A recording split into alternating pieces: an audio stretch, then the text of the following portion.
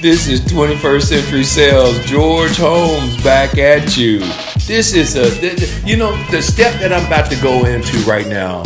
This step right here should be excited in all the steps. But when you have somebody going towards the business office, if you're not excited about that happening, because you just one step closer to putting your check in your savings or your checking account, you're one step closer.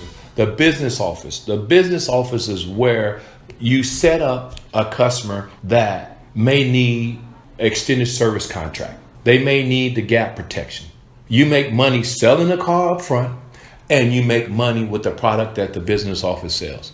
So the way you go about setting up the business office is you already, once you're done with your part of it, let them know what they're about to do, their next step, okay? Which you get excited about that step.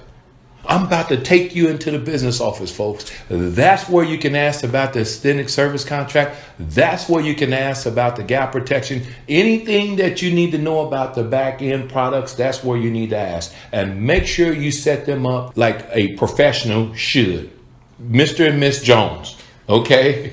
This is Mr. Edwards. Mr. Edwards is our finance person that will be finishing up your paperwork. He is going to do a great job with you. I know all my customers love him. This is what you want to ask.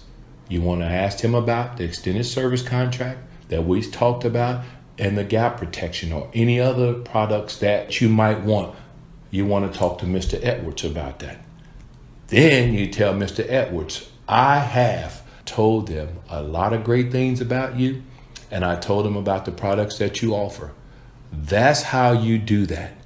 And then you step back and you let Mr. Edwards take them into the business office and do his part of his job, which also can pay you, which also can have your customer giving you a great survey. We're going to talk about that in the delivery part of it. But the way you hand your paycheck off to a person that's going to put more on your paycheck, as you do it in a professional manner. You don't let that customer sit, wait, and wait, and wait, and wait to get into the business office. You stay right by their side. You make sure that they got coffee, tea, water, chips, any refreshments that we offer, popcorn. You make sure that they are taken care of, because they are about to take care of you. And sometime I don't mind a customer not having anything to do, not looking at the TV or not doing anything, could make them start to think and ponder if they're making the right decision. I see too many sales professionals get to this step, to the business office step, and have to go and renegotiate the deal, because the customer sat over there and thought about the cash down or the monthly payment. But if you stayed by their side and made sure that they were taken care of, and or go and start showing them in another vehicle similar to the one they bought some of the features that you may have missed on the walk around, some of the features that you can go back into in detail and keep their mind occupied, so they don't let the doubt or the fear of going into the business office seep in. A lot of sales professionals say, I've done my part, now it's time for the business office to do their part. And it may be a wait. And if there's a wait, there's time to think if they're making the right decision. This business office step is very important. A lot of sales professionals just let their customers sit and wait.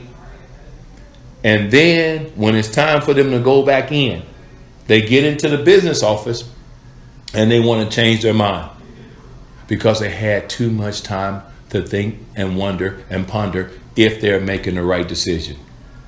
Stay with your customers at all times. Don't leave them. Anytime you leave them, you address them that I'm leaving you to make sure your car is clean. Or I'm leaving you to get you some popcorn. Or I'm leaving you to do something in a benefit for them. A benefit to them. So they can feel appreciated. Because a lot of them feel like once the sale is over, they're depreciated. They're no longer a person that you really want to be involved with. So they start thinking all these things go in their mind, because you can go on YouTube and stuff like that to see how to buy a car, and you got people just out there bashing a professional salesperson, and they shouldn't, until you actually worked in our position or you actually did our job. Then you understand it ain't as easy as it looks. But you got people out there that think that we are the worst people in the world. Why? I don't understand it. But that's for another day. It's 21st Century Sales. George Holmes, the third.